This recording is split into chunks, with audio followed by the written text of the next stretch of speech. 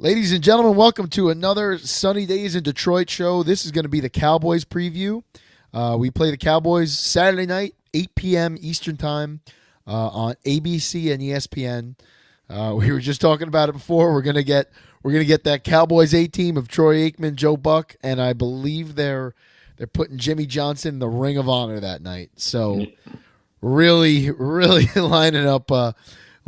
Honestly, this is one of those games where if this was like, for argument's sake, let's say like Chris Spielman when he was still at Fox and somebody else, and they were inducting Barry or Calvin into the Ring of Honor. This is a game I feel like a lot of Lions fans would be like, especially the SOL ones, would be like, oh, this is a game we're going to lose. It's all the media attention. And so, like, as much as we're kind of like bummed that it's those guys, I'm sure a lot of Cowboys fans are thinking, probably the opposite. Like, oh my God, we're going to come out and lay an egg when we're inducting Jimmy Johnson.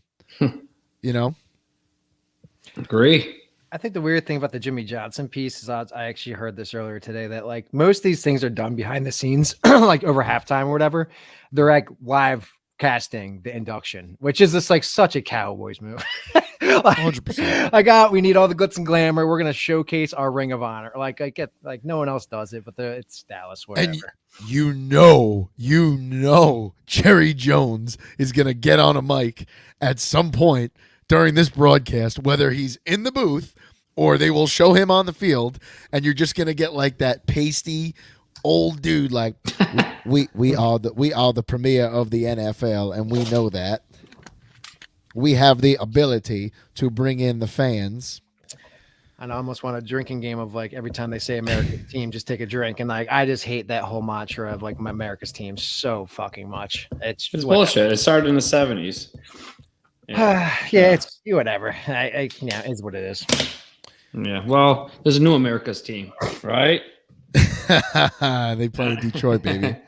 Yeah. The real D. Let's get into Lions made some roster moves today. Updated the injury report. Pavo, Pat, I don't know who. So I mean, the two big moves for the Lions are Chase Lucas got cut, and also Trevor Nowitzki, the linebacker, got cut. I think this is all. The Lions are starting to make moves because they know they're going to be bringing guys back. So they filled one of them. I'm not the biggest fan of the move, but then again, I'm also not the best X's and O's guy. So Jason Kabinda got activated today. Oh my God! In my eyes, I don't get it. I don't understand it. We could talk about that later. I think it's a wasted. I think you can bring 8 guys back off the IR. They just wasted a spot. When I think there's other guys that, Matt Nelson, James Houston, CJ Gardner-Johnson. Who am I? I'm missing other guys here. I know I am. But yeah, so he's back. He's on the roster. He's going to play this week. And then they got to still bring one more guy. What I think is going to happen, someone on the practice squad is probably going to get signed. And I think the 2 guys they're going to get signed now to the active roster will probably be Badgley, or it's going to be probably Bruce Irving to the roster. And because you can only bring 2 guys from the practice squad to elevate them. So they're going to sign someone from the practice squad to the roster. And then on the injury report, Lions are looking pretty healthy. This last second here, we got what's his name? Cam Sutton, one questionable, but pretty much from there out, I mean, it's everyone's playing. I was worried about Decker. Decker looks like he's going to be a go, and then Decker will be a go. I think that'll be one to watch, though. I think like those groin injuries, groin injuries are tricky, man. Like they can re-aggravate really quickly. So that's gonna be something. Yeah, it's gonna be something to definitely watch in this game, and like it's interesting because I mean he came. What was he limited the last or today or? Well, he was limited the first day, and then he was he didn't practice yesterday. Yeah, I think that was more of a veteran rest day. Okay, all right. So if that's the case, feel better about it, right? He didn't no practice if it was just a rest day. So like that's good. Yeah, and then on the Cowboys, listen, Cowboys are already really small due to injuries in the middle of their defense. Not at safety, they have bigger safeties, but at linebacker, we're losing Van Der Esch, and Jonathan Hanskin, their nose tackle, big D tackle is going to be out. He's not playing. Paul, what's going on at left tackle for the Cowboys? Is he going to play their starter? He's questionable, but he practiced. But I don't know. I think with a back pain, I think he got an epidural, I believe, before the Miami game. He hasn't responded great to it, so I'm not sure if he's going to play. He might not. But listen, if he plays, same thing like with Decker. If there's an injured groin issue, he's probably not 100%. I know their backup. You guys play. I think you got to look at it like from the divisional standpoint. You got to kind of unload your clip in this point. If you don't win this game, you were guaranteed the 5th seed. So then you can just rest him for 2 weeks. If you don't win this game, you win this game, you have an opportunity next week if the Eagles lose one next two to secure the number 2 seed. So from that perspective of having the option to play him, you win. Fantastic. You're still in the hunt. Don't play him, but risk more loss. How effective too? And I agree with you. I think he'll play, but if he's anything over 80, if he's 80 over 80%, 75, they can jump, he'll play. If it's something that sometimes it's a pain thing. It's not going to get worse. Can you tolerate the pain? Right. And then I think he plays. If it's like, oh my gosh, but if he re-aggravates it, he can't play. Then because in reality, like I think they know it. There's a really good shot they're going to be the 5 seed, no matter what they do in this game. Because I just don't see that. I mean, the Eagles losing to Arizona or to New York, but I think they're more likely to. The chance. Yeah, I was going to say the Giants. Arizona's got the chance, I think, to beat the Eagles. Yeah. Listen, they can. Yeah. But yeah. So that's a few teams this year. Yeah. The other big guy is Dallas, one of them. Yeah, the other big guy for them out is Rico Dowdle, the backup running back, who's pretty decent. He's going to be out. And also, I think questionable is their backup left tackle. He's the backup left tackle. He's the backup guard. He's a better right tackle. I mean, so he's questionable, which he hasn't practiced. He practiced yesterday a little bit, but besides that, they're pretty healthy. What's up with Sutton? Is he gonna end up playing? He's questionable with a toe injury. Got to assume it's turf toe. Maybe is it turf toe? I got to assume a toe in practice because it had to have happened in practice since I didn't see it all week. So this had to be a practice injury, and like they practice, they have turf over at Allen Park, right? Yeah. Dowdle is out. By the way, Dowdle, that's it. Yeah, which is also like I don't think it's that because I mean, look, like St. Brown played through turf toe for like 3 weeks straight, right? So I think it's always the severe, like we were saying earlier, with like the back pain. It's just how can you play through it? Are you gonna be able to play through it?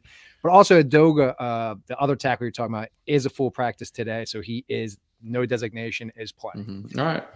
Also, just a quick shout out to Stevie Mack. He's listening to literally every Sunny Days broadcast, so shout out to him. I believe Stevie is a Cowboys fan. He's saying Tyron probably will play left tackle, and he's saying if Tyron plays, put Hutch on Steele, which I guess is the right tackle. Yeah, and that's typically where Hutch comes from, anyways.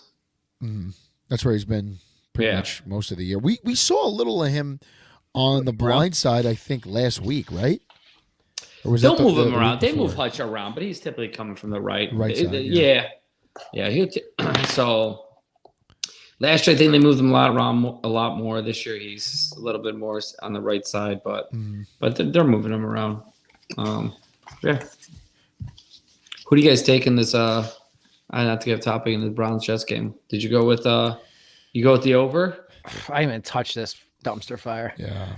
I would go under just based off 2 great defenses and bad quarterback play. So that would be my guess. I took Cleveland, and it's the money line. It's high, but they're part of like this 4-team parlay that I did. So I just put them in there, just to have something to root for. But I'm going Joe Flacco. Joe Flacco. Look at Joe Flacco. Look at Joe Flacco just picking them apart. I love it. All right. Let's get into Pavo. Let's get into the 3 things the Lions need to do to win Saturday night. Pat, start with you. Yeah, I think Powell actually touched on it earlier with the middle of this defense. So if I look at it like this, if each team got to play their type of football, I do look at the advantage going to Dallas. I can get into that later. But what the Lions can do that their strength is, and is currently a weakness, and we saw it a couple weeks back with the Bills, is exploit that running game. I would run it 40 plus times. I would run it as many times until they stop you from gaining 4 yards regularly, because I think that's the key to winning this game is loading up the box to stop the run, and then opening up some of those passes that Jared Goff likes where you can get some guys open. Because like they do have really good coverage defensive backs. They do have great edge players. So I don't think the passing game is something they can or will do heavy in the beginning. So I think this is run fucking the football Dan Campbell loves. Smash mouth football.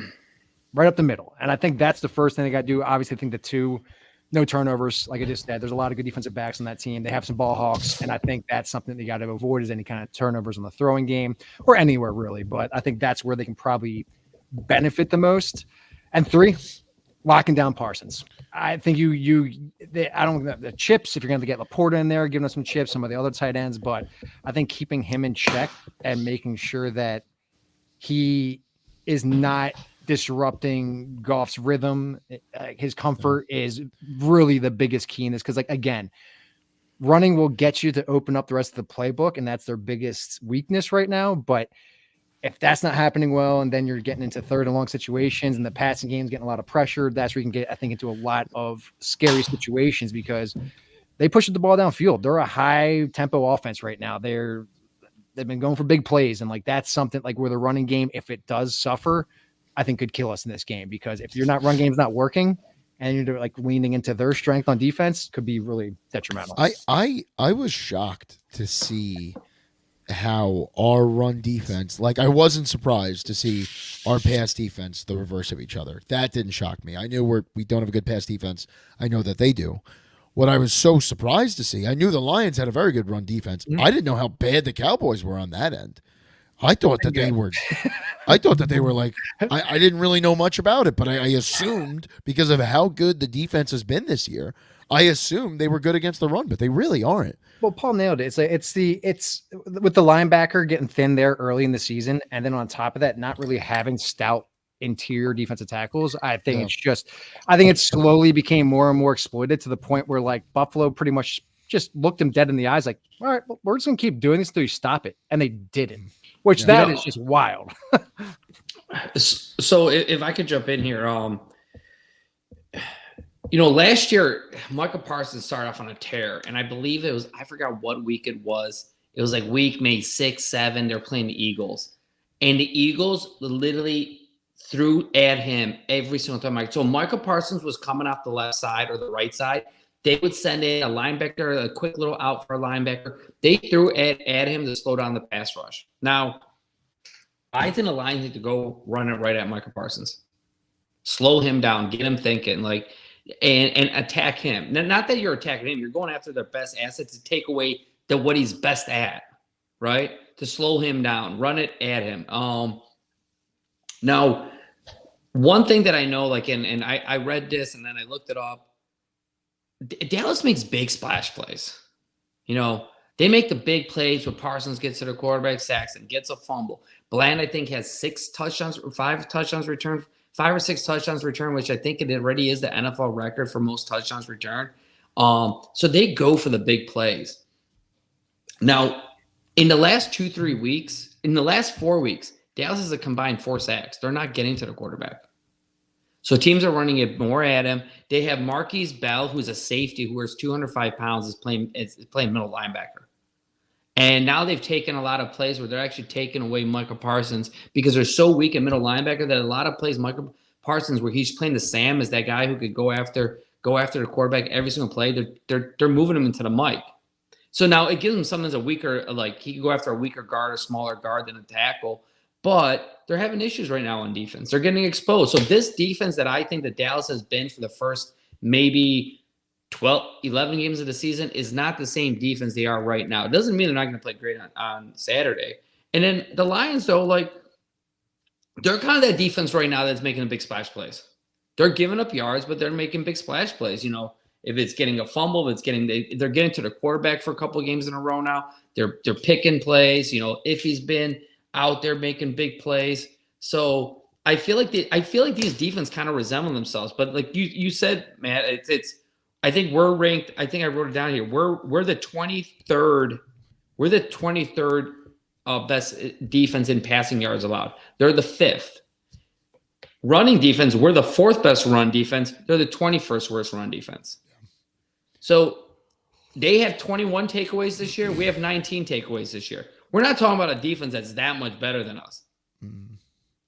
So, and I'll say that now because Jerry Jacobs is off the field. But you know what? I don't even trust them because I was so hoping, and I feel bad saying this, that I would see Jerry Jacobs out. And I feel bad saying this as a fan that he didn't practice. But I'm so afraid that they're going to be like, Jerry Jacobs, like, we're going to find a role for you and play you in this game.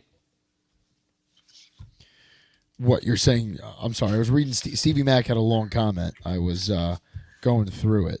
What did you just say about Jerry Jacobs? I said I'm afraid they're going to find a place to use Jerry Jacobs in this game. Okay. You know, and I hope that's not the case. I don't know. I'm worried about Cam Sutton not playing and Jerry Jacobs taking over that spot. I mean, I think you got to just keep doing defensively. You need to just continue doing what you're doing because the pass defense is a disaster. Whether you've got, whether you're blitzing or you're not, you're still giving up chunk yardage. So, but can I ask you a question on that? Like, are they that big of a disaster? Absolutely. We just gave up 400 yards to a bad quarterback 100%. with a lot of big throws. Listen, but they ran the ball 9 times and are playing catch up. Absolutely. Which would more push the case that you should be expecting pass, and they still couldn't stop it. But we were sending so many blitzers, and that's why we made big plays. So we were sending sometimes 2 guys blitzing, 3 guys blitzing, 1 guy blitzing. You're leaving guys back there on an island, so you're gonna get burned sometimes. So you can't have both. You can't have expecting pass and want everyone to sit back. Not to cut you off, great defenses can do both. I mean, we're not a great defense. No, right. So here's my thing. Everyone's saying we're such a bad defense, and I'm not saying we're not. I think the defense has kind of been a bit of a strength the last 3 or 4 weeks. But then you got Iffy making defensive player of the week. You have Brian Branch getting defensive rookie of the week. Those are 2 guys out of 4 stars in the backfield, and we're talking about being like such an awful defense back there. You're talking about individual accolades versus a group effort. 6 sacks.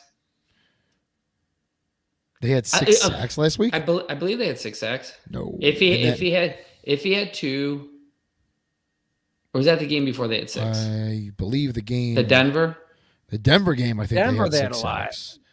This game they had collectively.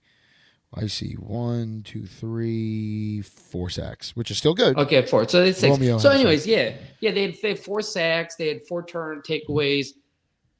And so I think when this is the main thing. It's not that off from what Dallas is doing, except they're giving it on the ground. Like if you're gonna have a defense, like you're either gonna give up yards but get splash plays, or you're gonna play conservative and try to like. Well, I think you don't want to be either Detroit or Dallas's defense because they both have significant flaws, right? Detroit has trouble against the pass, and Dallas has major trouble against the run. You don't want to be in either one of those. Either one, right? So.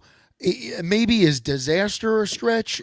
Maybe, because they did get 4 picks, but they were ducks thrown. Now, listen, you still need to take advantage and pick the ball off, which they did. Absolutely. So I think maybe the best way of talking about the Lions defense is they lately have gone from awful to more boom or bust, which I will take over awful. I think we were just talking about CJ. We need CJ back. We really need James Houston back. I think those are 2 guys that can significantly change this defense. I mean, we're not asking for much here. You're asking for a defense that can hold teams to, if we could live in the world of 25 points a game, there's not a lot of teams that could stop us. I think you could get to the Super Bowl. 100%. It's those games where you're giving up 28, 29, 35. That's where you run into trouble. It's interesting, and I might have to look this up quick because like now that I'm like hearing this, I'm like it is kind of wild that we only won by what was it 5 points or whatever we won by, and 6, and we had 4 interceptions and didn't turn the ball over ourselves. Like how do you that? Well, Gibbs turned it over. Oh yeah, he did put it on the ground. So it was 4-1. So even so, being in +3 and only winning by 5 against Nick Mullins, like what? Like I'm not even like sure. What did we capitalize on all the turnovers? No, what hurt us? What hurt us was that they scored. They got the ball right before halftime. And they scored to start the second half. Okay. We scored with remember we used a timeout with 49 seconds left, and they scored a touchdown. and they got 14 points out of being able to piggyback 2 touchdowns. They got that extra possession. They had like 2 drives that were really just like Jefferson, just throwing it up to Jefferson and hoping he came down with it. So this is my thing with the defense. We look at them like who, and you can even name players or a position. Who is like such a weakness where you're like right now, like we used to say Jerry Jacobs, but who is like, you're like, this is such a weakness to this team. I know he's got a good PFF score, but Romeo Okwara, I mean, okay, they're but limiting he's not even a starter. So No, I'm a starter. no. So you got Kirby, you got Iffy. Both are playing pretty good. I'd say Kirby is very hot and cold. You either see him on the field and makes a play, or he almost feels like he's a non-existent. I also think it hurt him playing with Tracy Walker, who was complete garbage towards the end there. Yeah, and I think Kirby's playing a little bit better now with Iffy. Oh, I could what's subscribe to all that. these hot takes in our? I was led to believe by you that we aren't supposed to say negative things about Lions players. I never said that. I just talk shit about Jerry Jacobs. Wait, so I never got my one thing that the Lions need to do Saturday night. All right. Similar. I actually shouldn't say similar to you guys. You guys were talking a lot about the run game. I think because I do believe the Lions are going to walk in and put up points in this game, right? I think if you want to beat the Cowboys, not a hot take or anything, I think that you have to find a way to slow down the pass game, and your best way of doing that is doing your damnness to rattle Dak. And if that means getting a few extra penalties along the way, then maybe that's what that means. If that means hitting him after the play here and there, that's what that means. You need to get in this guy's head, because the minute Dak gets in his own head, he starts to turn the ball over and he goes back to his ways. Yeah, not a super educated take, just that's what I see here. If we could slow their pass game down just a little, we could win this game. Because we can win a shootout with anybody. The one difficulty we'll find in that is he's actually been, I think, I could be wrong, the top quarterback against the blitz, against being pressured. Really? He's got like a 95 rating under pressure. That's amazing. Yeah. I was looking at a comp, like a betting comp. It shows like all the different statistics. And I saw that. I was like, is that fucking true? And I looked up, a couple other sites confirmed it. I was like, I think that the Lions, Dallas is, listen, Mike McCarthy's a smart guy. Dak's a smart quarterback. They got. I believe CeeDee Lamb. He has 109. I wrote down CeeDee Lamb 109 catches for 1,400 yards. Gallup 34 catches for 418. Brandon Cooks 43 catches for 558. Ferguson 61 catches. So he's the same thing. Like, he has so many weapons out there that he can get rid of the ball, and all these guys run good routes. So, but the Lions are going to have to come up with a plan that it can't be the same plan against Minnesota. Not that it wasn't effective. That if Dallas prepares and gets the same thing, I think Dax will be able to pick them off.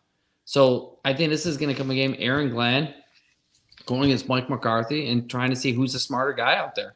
I think Dak will pick them apart if they go with a similar game plan and they show the same blitzes.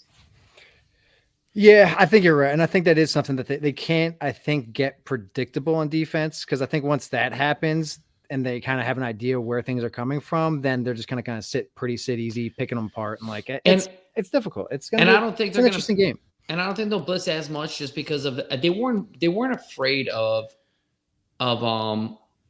what's his name? Sorry, I can't think of his name now. Nick Mullins? Yeah, I almost call him Sudfeld. They can't they can't. Dak's more. He's mobile. Like, so if he knows where the blitz is coming, they have to do some confusion of that. They got to move around. I'm hoping they come up with something completely different that we haven't seen. And I think is another thing. The 3 things to do is I think we have to have nice long drives. Make them sit. Like Dak get like a little cold, sitting on the bench for a 7-minute drive, watching, being eager to get out there. Get a 3 out. Make him go back on the bench. Well, that goes back to one of the keys to the game of run the ball. Lean on your run game. Your run game has gotten you. Sometimes I feel like Ben Johnson forgets, and maybe I'm just being too hard on him, but I want to say to him, like, your run game has gotten you here. Like, we won the division in part because of this run game. I'm not saying it's the only thing. I'm just saying, like, the run game has helped get you to this point. It sets up your pass game. But we run the ball a good amount. We do, We're but I feel like there are teams. points. Like there are 50. points. Yes, but there are drives where I feel like he's not leaning on it and he's going back to these big plays when, how many times did we say this? We haven't seen this the past couple of weeks, but like 3rd and 2 and you're chucking it down the field. Run the ball. You're right there. You're like, why are we leaving this up to chance? Create these long drives, keep that quarterback on the sideline like you just said. You don't want to keep Dak on the field the whole game because they could also win time of possession, and you don't want that.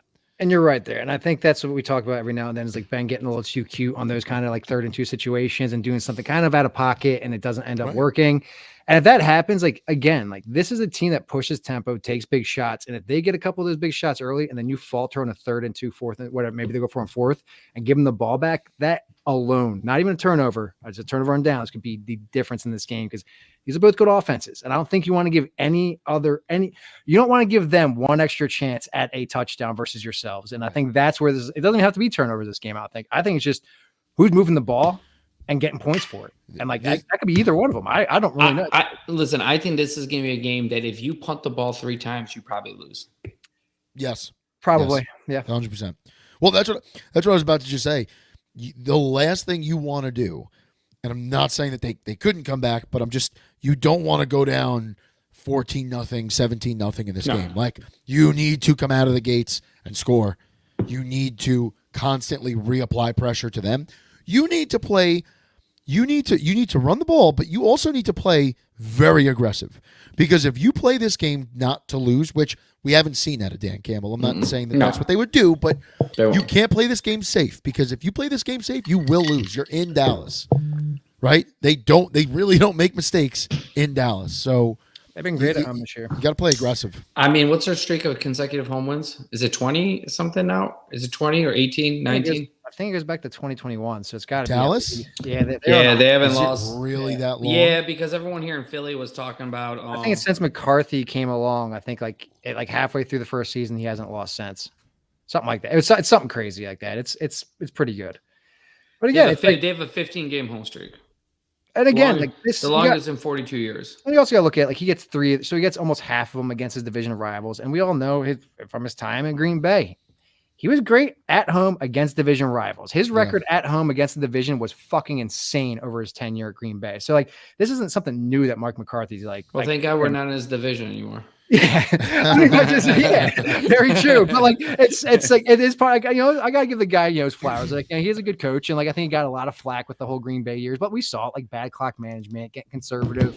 But now you're not. You see, looks like you learned a little bit. That's what I think can hurt them. I think Mark McCarthy could bite him in if he plays this game conservative. If he takes too many field goals from 62 yards with his kicker, it could bite them.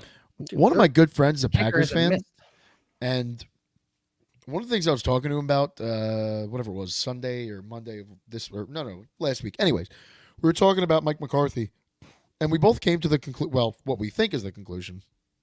Mike is really good at preparing his team and just awful on the day of.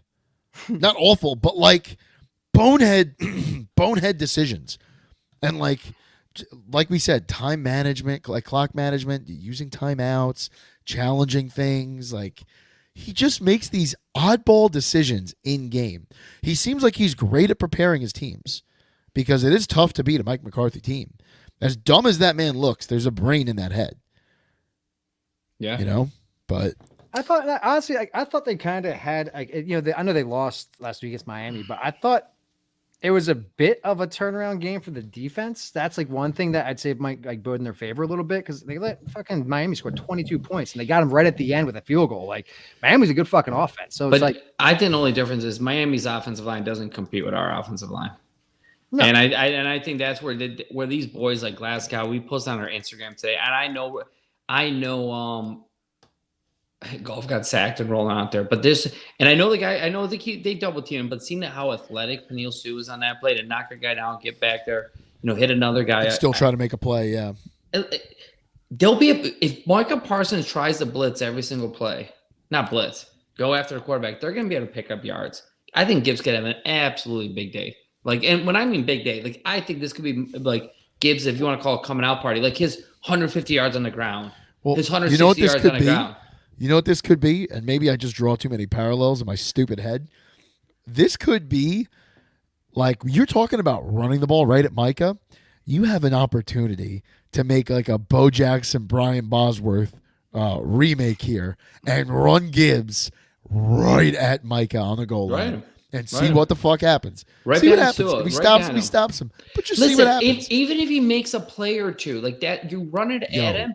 You run it at him to slow down him taking off every play, knowing that it might be coming at him. That he can't just like full sprint and use his speed every single play. I think when you're playing football, the most demoralizing thing you can do to a defense is run down their throat, is run on them, right?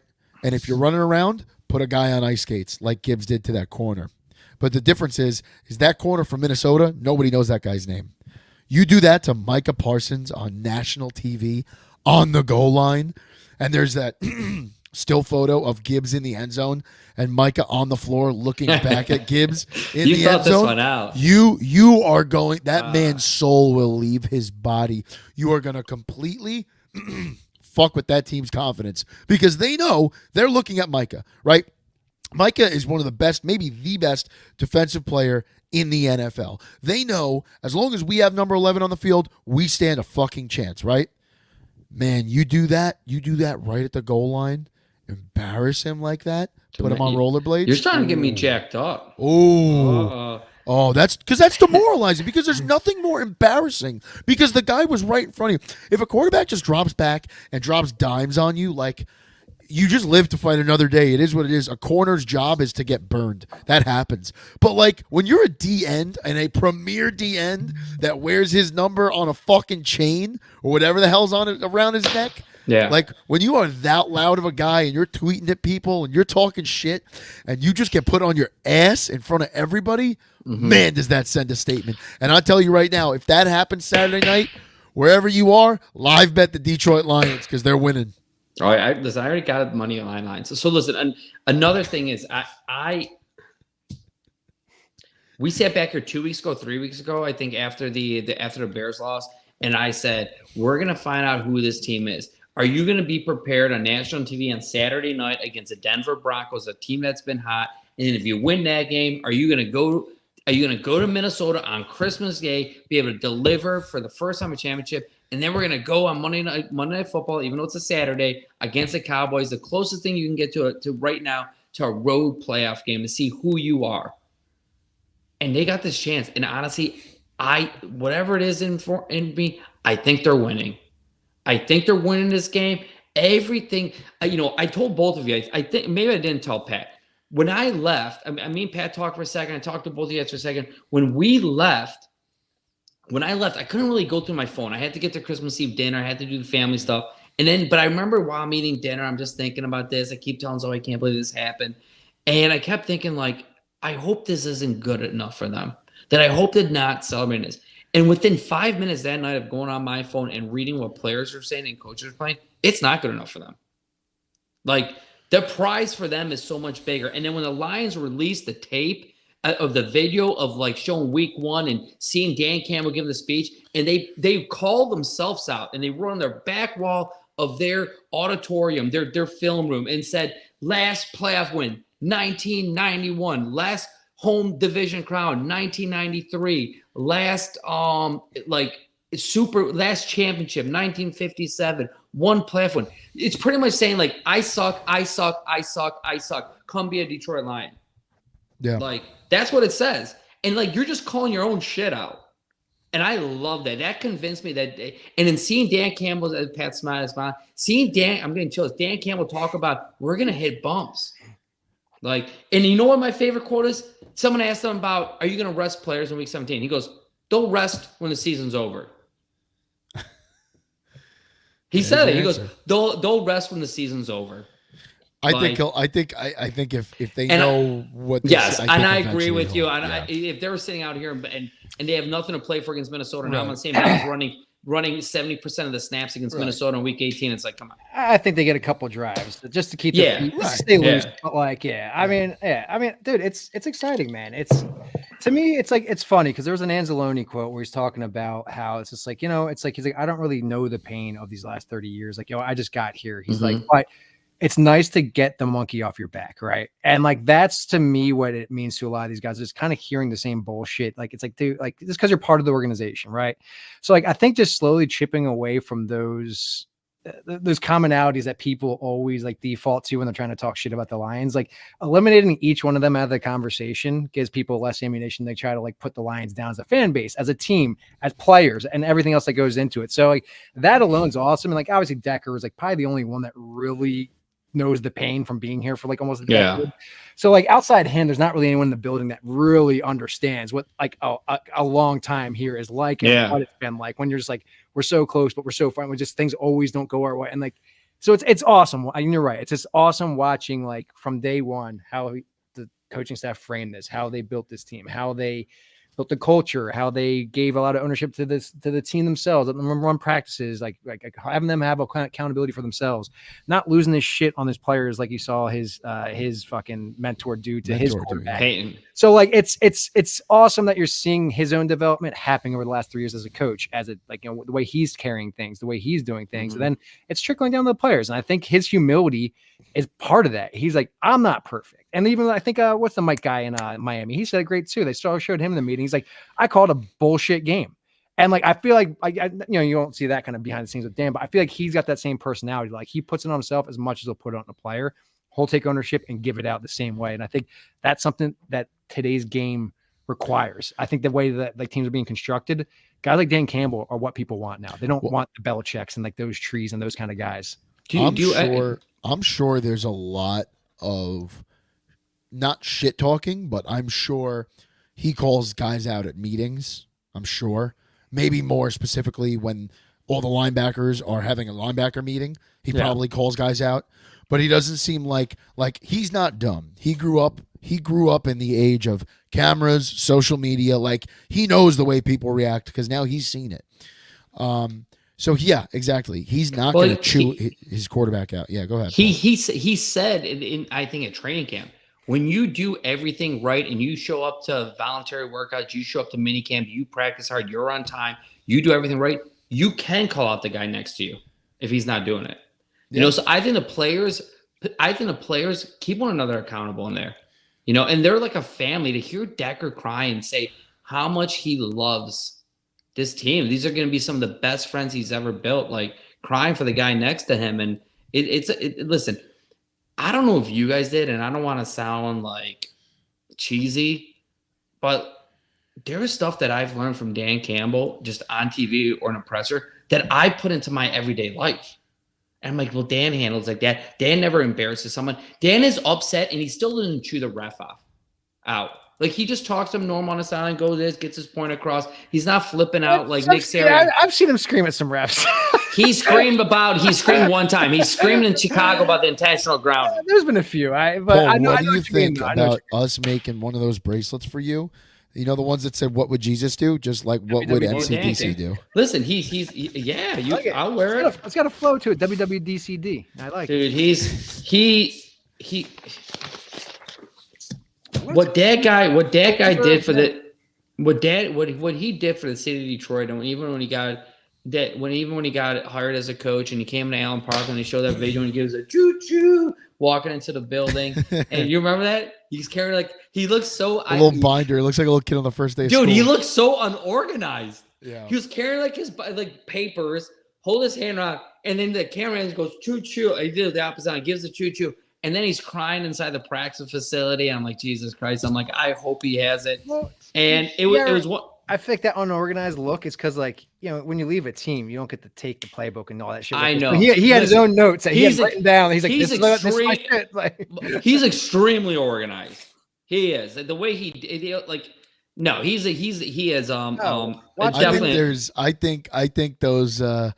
think that binder probably reeks of Copenhagen mint and Miller Lite. Oh yeah. Do you think he's a drinker every night? Has a couple? Oh yeah, I've heard the stories about him. Yeah, he's a legend apparently of throwing parties. Apparently, he had a rule: if you started drinking when he lived on the chicken farm in Texas, that if you started drinking in his backyard, nobody could leave until all the beers in the backyard were finished. So they said it would be like 5 a.m. And guys were asleep in lawn chairs, and they said Dan is sitting there still drinking, just talking to himself next to a campfire. He's an animal. Like, he's an absolute animal. Honest to God, I would, man, if I got a true day with him, like just he's gonna be totally himself. I could get it. He could hop in my car, run errands, and talk, and just see like pick up food, take him to a restaurant, see how he acts. I would pay a lot of money for that a day like that. Like if I could pick what we do, nothing crazy, but just go out and do it and see how he is. Go shopping with him at the grocery store. I want a steak dinner with him and the offensive line. Yep. That's exactly what I want. Yep. Yeah, absolutely. And I don't want it in a steakhouse. I told you. Frank's I want it in some basement in Brooklyn. Nobody else is around. Somebody outside's like grilling steaks, just bringing them in. And I just want to hear these fucking war stories. You want to get like a chef's table experience where it's just like one table there. It's delivered from the chef, and you're just having a time with the guys. Yeah, I can see him just butchering the cow, cutting out his own fillet out, cleaning it out, grilling it. Let me take care. You know, everybody goes for this, but I love the ass, and I'll tell you why. I love it. But anyways, what else? So the only other thing I have up here, you got something else, Paul? No. I was gonna say, any idea of when we'll see James Houston again? He was active. He was the 21-day window open for him. So the Lions have whatever it is, 21 days to activate him. Do we think this is a guy we see next week against Minnesota? Do we think this is a guy we see in the first playoff game? What do you think? Well, I think the late week activation is mainly so he can just get FaceTime with coaches and all the entire staff whenever he wants, because you can't do that otherwise. And I think getting like a few extra days leading into because like a lot of times you see this happen like the first day of practice, like a month, like Tuesday, Wednesday, whatever it is. So like I think they wanted to maybe give him a little extra time where he can have that communication, get on the same page, get on the same level, the kind of some of the changes that have happened with the defense over the course of the season.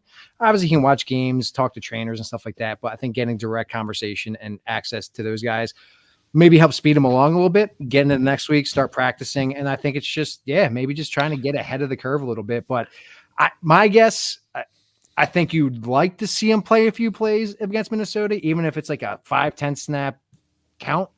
But the way they've handled it, it's typically been 2 weeks. So maybe it's just like by their own standard, like, hey, we activated him today. So technically he's going to sit for one game and then play next week. So if I was a betting man, I'd say next week, because I don't think you want his debut to be in a playoff game without having any game experience. So, I mean, me and Matt talked about this briefly on the last I think we talked about it. Unless I talked to you about it on the phone. Yeah, is that there's nothing that he can't do tomorrow or Saturday by activating him. The only thing he got was today. So I think that shows confidence, and the Lions do believe that they could probably at least get him for like 4 or 5 snaps. Like, listen, he's a speed DN rusher. Like, you might have against Minnesota like one play that's 3rd and 18, and you want to get a guy who could just get there and at least put pressure that they think they could get there. You know, so what he can bring to the table is different than any other guy in his thing. He has a way to get to the quarterback with speed and bend. So as long as that ankle is healthy, he could be very effective, only play 6 snaps in the game. You know, maybe it's 1 snap. Maybe it's the last snap of the game, a Hail Mary, and they just want to get someone after him. So I do think he probably plays maybe a couple steps in Minnesota, but I think the Lions have the confidence that at the latest that he's playing in the first playoff game. Because if not, they wouldn't activate him like 2 days before this game. Because he could still be in the film room. He could still be working with trainers one-on-one. There's no practice going on tomorrow it's a walkthrough that he would get any benefit from. Who knows? Maybe he's fucking playing this. Maybe he's playing Saturday. I don't think so. I doubt it. But maybe they're like, the ankle's good. We can use him for 5-6 plays. Part of me thinks maybe he will, because it doesn't make sense. Why would you it doesn't make sense. Why would you open the window on a Thursday? And I know what you're saying, Pat. Maybe they just want to get him into practice. Totally. But then you could have done, like, if that was the plan, you could have activated him Tuesday when they came back. What do they say about most guys? Hey, CJ Gardner needs to get back in game shape, but he plays like 60-70% of set. A lot of these guys have to be able to play. An offensive lineman needs to be in game shape. They might be like, listen, Your ankle's healthy. You're not going to ruin it. Like Yeah. you're not getting pain. We might want you for 2 snaps against Dallas or 3 snaps against Dallas. Well, he's already ruled out for the Dallas. Is he? I don't think so. They didn't have to give him designation because they haven't activated him yet. Wait, is he ruled out? Yeah, you might be right. Maybe he is. I thought it was James Houston, Brock, and CD. Yeah. And then the questionable was. You might be right. But to that sake, I do think he makes some kind of debut against Minnesota. Yeah, so do I. I think the timing of it all just kind of points to that. So we'll see what happens. But it doesn't make any sense not to do it, right? And the other thing, James Houston is out. Brock Wright is out. Oh, yeah. Cam Sutton questionable. CJ is out. Penei Sewell is hurt. He has shoulder, no designation, so I guess he practiced. What does no designation mean? I guess that means they're not probably they're playing. Okay. Yeah. That means from with the legal the player, the NFLPA guidelines. That means he was on the injury report at some point this week, and This really was stupid to activate Cabinda unless they think Matt Nelson has no chance of coming back.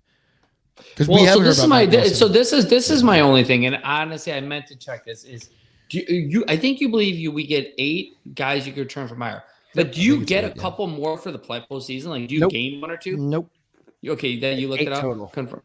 Because you got to remember, anyone that goes, if you go on IR in week 18, after week 18, there's only 4 games left of the season anyway. If you went to the Super Bowl, so you'd be out in IR the entire time. It's 5 weeks because the 4. Pro Bowl. But it's 4 games. I believe it's games though, not. Oh, okay. Isn't it games? No, but what I'm trying to say is, if we have all these guys and the regular season ends, can we activate a couple more? No, you can't. Yeah, I was looking at it earlier. It's 8 squared away, entire season, no matter if it's playoffs or whatever else. Doesn't matter. Okay, yeah. Could change in the future. That's Pavo's question though. If a guy, let's say a guy was put on IR in October, and he's good to come back in the NFC Championship. Yeah, he can come back. Okay. No, as long as you have that 8th spot available or 7th spot or however. Doesn't mean if you didn't go through your 8. Yeah, it's like it carries over into the playoffs, but like so what do we have now? 5 with Cabinda or 6 that we've brought back? CJ. So you got CJ, you got Mosley. No, Mosley didn't count. Mosley doesn't count. He's CJ, Cabinda, Houston now. Well, they didn't activate. Well, he's got to activate. Yeah. So no, but they opened up the window. But that doesn't count as your 8. Fair. Hendon Hooker. He doesn't count. He's an NFI. Are you sure? All right. So I'm missing. Who am I missing? Pascal. Did they ever put Hal? We're missing Pascal. So did they ever put Hal Vitae on the IR at any point? Yeah, but he's done for the year. I'm just saying. But did they put him on? And then no. Okay. Yeah. Listen, they officially didn't say he's done for the year. It was just assumed that he's done for the year. Maybe he comes back if we have an injury somewhere. I don't think he's coming back. I think he's done. So Brock Wright's on IR. CJ Gardner-Johnson, James Houston is Aleem's on it, so he's probably gonna have to come back to it. So there's 1 of your spots. Well, there is Aleem. Donovan Knight, Matt Nelson hasn't come back. Listen, the 3 that have to come back: CJ, McNeil, and Houston. That's 3 right there. Well, and I believe Matt Nelson should come back if he's healthy as your backup tackle, because he's a big improvement over Skipper and over Cody. So you have 4 right now that I think should come back. So I'm hoping we at least have 4 spots. Yeah. You're yawning over there? Yeah, I'm wiped. The rain killed me today. Absolutely killed me. What about these Browns? 20-7. I got the over. I should have taken the over. I got the over, and I got Cleveland in a parlay with the Lions money line, and I got Ravens money line. And who's my 4th one? I had someone else. All right, boys. Do we have anything else? Predictions. Oh, fuck. All right. Paul, why don't you give us yours? You reminded us. My prediction. Let me just write something. Actually, wait. Can I cut you off for a second? I think I was close on we have to go back to my prediction. What was mine? Didn't I say 30-21 or something? You said 30-17. I think he said 30-17. No. He had him win by double digits. Yeah. Okay. Yeah. I think I had an extra touchdown there. Hey, not close. I said 20. You guys are both in the 23, 20s. 20, something like I know that. Yeah. Yeah. All right, I'm gonna Pavo, go- what's your prediction? I'm going to go 35-31. Detroit. 35-31. 35-31. And I'm also going to come on and I'll say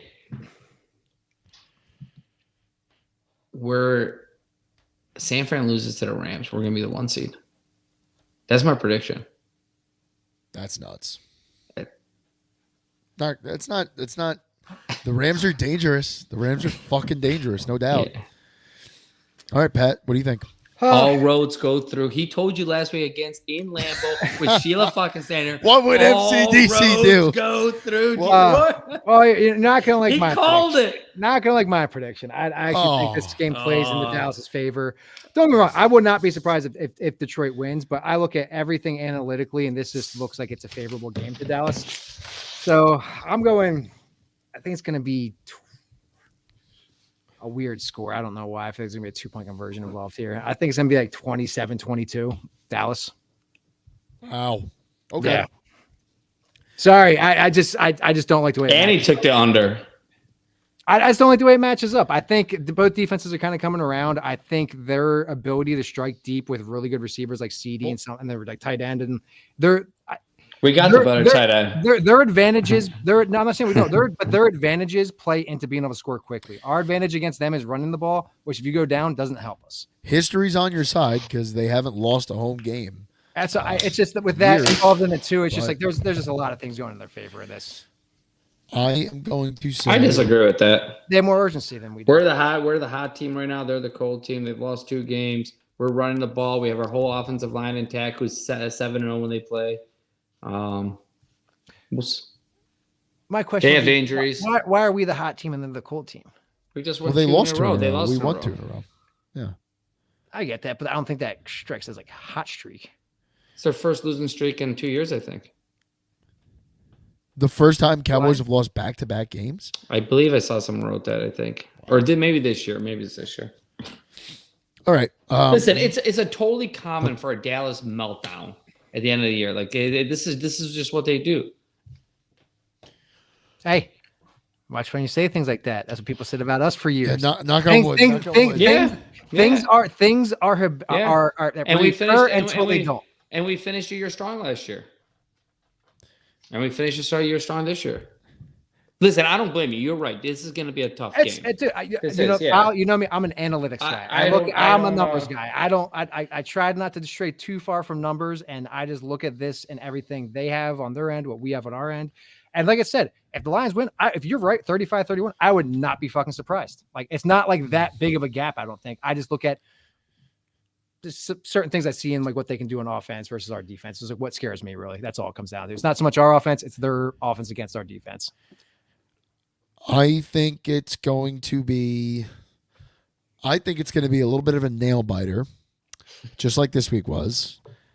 I'm with you. I think it's going to be an oddball score, Pat. Yeah, I don't know why. It just feels weird. I think I could see 30-29 or 28-27, like something. How do you even get to weird. 29? You get to So 27, you go for 2. Well, yeah, of course, if you get to 27, you go for 2 or a safety. Paul, I'm really bad at math, so you asking me how someone's going to get to 29? I don't fucking know. 5 field goals, 3 touchdowns. All right, so missing an extra point, whatever. So pick the score. 30-29, Lions. Wow. I like that. Do we score late to take the lead, or are they coming down? They missed an extra point to tie it. Dak is hit with a sack fumble from Isaiah Buggs, and it's picked up by Jack Campbell. Iffy. Or no, Okay. John Kaminsky actually dives on it this time. Yeah. Oh. Okay, here it is. Does Iffy get a sack? No, Brian Branch does. All right. Yeet! I like that actually, because like you think that they'll be expecting it from an Iffy, and like I think Branch should be a little bit more of like Branch will be a little sneaky boy on second All right. down. Hey, and coming in from the nickel is I'm way right- easier. I'm writing this. How many times will they show Jerry Jones in the press box? Minimum. Over under. Set an over under. I'm saying minimum 5. So 14, I'd go over. 5. I said minimum 5. He said I was 7 gonna do an over under like 9.5. Well, actually, probably over That's a 10 good because number. with the whole Ring of Honor thing, they're gonna be showing them like a fucking night constantly. Dude, I hate his son who sits next to him. I don't know why. I just don't like him. He looks like such a dork. And I just don't like him because the way he looks. And not that I look great, but like I just don't. Steven like Jones, I think, right? Yeah. He went out. He was like best friends with that ref who fucked us in the playoff game. They went out, I believe, the night before. Clete Blakeman was. I believe he looked at the story. They went out and did something the night before. The guy who threw the flag in that pass interference and Pettigrew got picked up. I'm not saying that it was an odd thing. Something in my head just did not make sense about that. You never gave an explanation to Stafford, and just like, but they were out together, I believe, for something the night before. I don't know if it was NFL organized, something to do about the game, but they hung out. Fuck him. All right, we got anything else, boys? I got to take some NyQuil and pass out. No. What else you got, Pavo? You got a closing? You have a closing statement? I got Zoe downstairs. She's like wiggling her toe. She has this wiggling toe thing that she always does. Like she puts them underneath my legs and just wiggles them, and I get so annoyed. And then she told me her dad and brother used to yell at her for doing the same thing. I don't know why I just randomly share that, but yeah. Thanks everyone for tuning in. Zoe wiggles her toes. Paul's a toe guy, and we'll see you next week. I don't like it.